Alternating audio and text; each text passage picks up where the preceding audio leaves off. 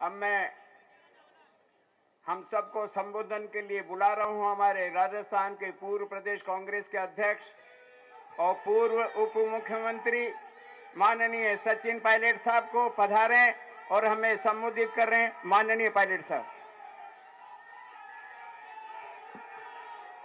प्रदेश Congress committee के अध्यक्ष सम्माननीय डोटासरा साहब, एआईसीसी के सचिव तरुण कुमार जी, कुलदीप इंदौरा जी, मंच पर उपस्थित सभी हमारे मंत्रीगण, विधायकगण, हमारे सांसद, राज्यसभा से हमारे पूर्व सांसद, पूर्व विधायकगण, जिला कांग्रेस कमेटी के निवर्तमान अध्यक्ष, पदाधिकारीगण, नौजवान दोस्तों, किसान भाइयों, भाई रुक जाइए, शांति प्लीज। अभी आपने सभी नेताओं के भाषण सुने और आज मैं धन्यवाद देना चाहता हूं प्रदेश अध्यक्ष डोटासरा जी को कि उन्होंने आह्वान किया कि जिस मुद्दे पर पूरा देश आज विचलित है, आंदोलित है, उस मुद्दे पर प्रदेश कांग्रेस कमेटी की तरफ से सभी कार्यकर्ता और किसान एकत्रित हों सिविल लाइंस फाटक पर। और यहां पर जैसा हम पूरे देश में कर रहे हैं कांग्रेस पार्टी, वैसा ही राजस्थान में माननीय गवर्नर महोदय का घेराव कर वहां पर अपनी बात को पुरजोर तरीके से रखा जाए। दोस्तों, सबके भाषण हो गए, मैं बहुत लंबा नहीं बोलना चाहता हूं, लेकिन दो तीन बातें स्पष्ट हुई हैं। बिलों के बारे में सब नेताओं ने बताया, उसके गुण अवगुण मुझसे और आपसे ज्यादा इस देश प्रदेश का किसान जानता है। भविष्य को अंधकार में धकेलने की एक भरपूर कोशिश की जा रही है, लेकिन आज सवाल ये बनता है कि इसके बाद हम लोग क्या करेंगे, क्योंकि भारत सरकार की जो अब तक नीति रही है, जो रवैया रहा है, जिस प्रकार से कानून बनाकर लागू किए, जल्दबाजी में किए, जबरदस्ती किए, और 2 महीने से पूरा देश और पूरी दुनिया इस बात की गवाह है कि जमीन के हमारे धरातल पर रहने वाले, जीने वाले किसान भाइयों की न सिर्फ बात को अनसुनी किया जा रहा है, लेकिन दुष्प्रचार किया जा रहा है। सुप्रीम कोर्ट ने जो टिप्पणी करी है, बहुत गंभीर विषय है कि सरकार के बनाए हुए कानूनों के ऊपर सुप्रीम कोर्ट ने उन कानूनों को सस्पेंड किया है और एक कमेटी का गठन किया है। सुप्रीम कोर्ट ने देखा कि किसान आंदोलन जिस तीव्रता से बढ़ रहा है और जो रवैया सरकार का है, 8-8, 9 बार वार्ता के लिए आप बुला रहे हो, कौन नहीं जानता कि आप किसानों को थकाना चाहते हो, डिले कर किसानों की उम्मीदों पर पानी फेरना चाह रहे हो। कौन नहीं जानता कि सरकार जिद्दी है, अड़ियल है, और कानून बनाकर उन्होंने सिर्फ इस बात को प्रदर्शित किया है कि मनमानी कर सकते हैं, बहुमत हमारे पास है।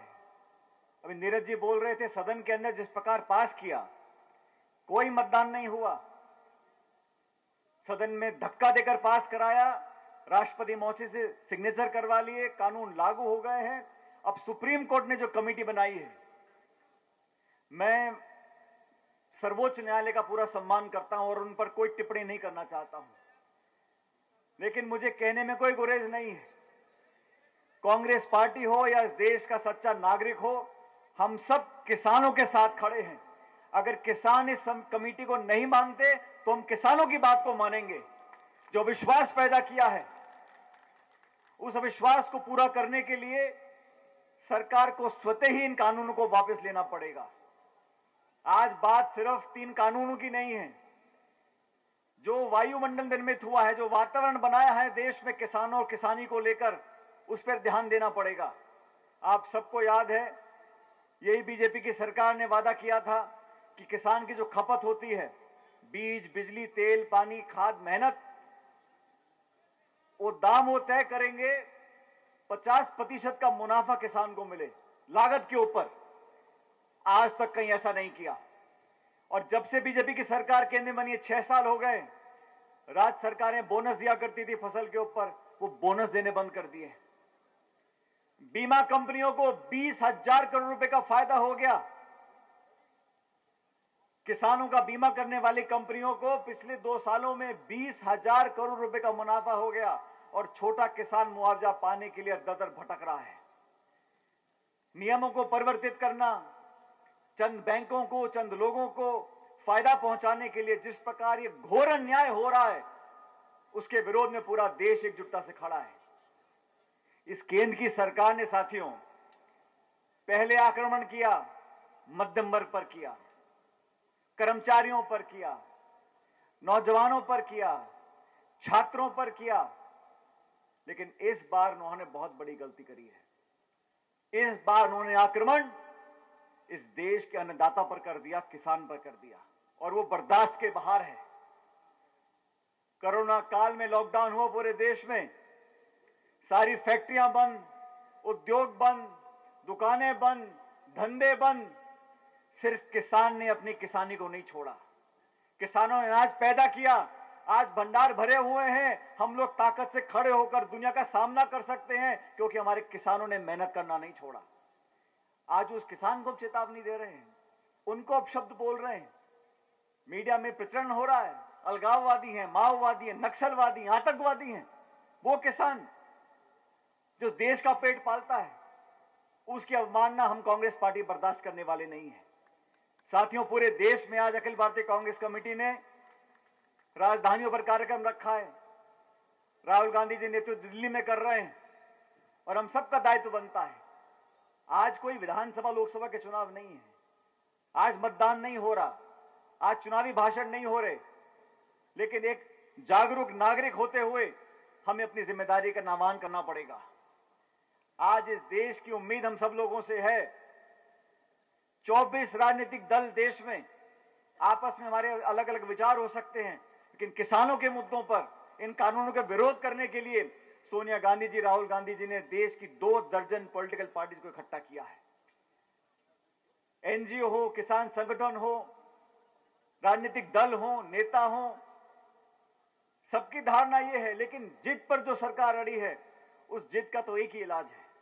अभी मनसे लालचंद जी ने बोला और नेताओं ने बोला, अब जिद नहीं छोड़ेंगे तो फिर इलाज भी करना पड़ेगा। क्योंकि मैं नहीं समझता हूं कि प्यार मोहब्बत से, शांतिपूर्ण तरीके से अब तक जो हल ढूंढने की कोशिश हमारे किसान भाई कर रहे हैं, उसमें कुछ कामयाबी मिली है। आने वाले समय में हम लोगों को और तीव्रता से इस आंदोलन को बढ़ाना पड़ेगा और गांधीवादी तरीके से, शांति से, संयम से, विनम्रता से अपनी बात को मनवाना पड़ेगा। अरे सरकार के 3 कानून क्या है? जब देश का आम नागरिक महात्मा गांधी के नेतृत्व में, कांग्रेस पार्टी के आह्वान में, जो 200 साल से अंग्रेज यहां देश में राज करते थे, उनको बिना गोली चलाए हमने भगा दिया था। ये 3 कानून कुछ बात नहीं है। इन कानूनों को वापस दिलवाएंगे, लेकिन हमें अपनी एकजुटता का प्रदर्शन करना पड़ेगा। मुझे खुशी है कि आज तमाम नेतागण, कांग्रेस पार्टी के कार्यकर्ता, किसान साथी, आसपास के इलाके के सब लोग यहां पर इतनी बड़ी संख्या में आए। मैं पुनः धन्यवाद देना चाहता हूं हमारे अध्यक्ष महोदय का कि आपने हम सबको यहां पर आने का मौका दिया। और साथियों, अंत में आपसे इतना निवेदन करूंगा, पार्टियां, सरकारें, चुनाव, नेता आएंगे चले जाएंगे, लेकिन एक कानून अगर इतिहास में लिखे गए और आज हम लोगों ने विरोध करके कानून को खत्म नहीं करवाया, तो आने वाली पीढ़ियां हमको माफ नहीं करेंगी। बहुत गंभीरता से हमें इस आक्रमण को रोकना है और सरकार को मुंहतोड़ जवाब देने के लिए शांतिप्रिय तरीके से, गांधीवादी तरीके से इस आंदोलन को आगे बढ़ाना है। आज किसान हमारी तरफ देख रहा है और कांग्रेस पार्टी को अपनी ऐतिहासिक जिम्मेदारी निभाने के लिए आगे आना पड़ेगा। हम सब यहां पर इकट्ठा हुए, आप सब लोग भी यहां पर आए, मैं आपका बहुत बहुत धन्यवाद देता हूं। जय हिंद, राम राम साहब।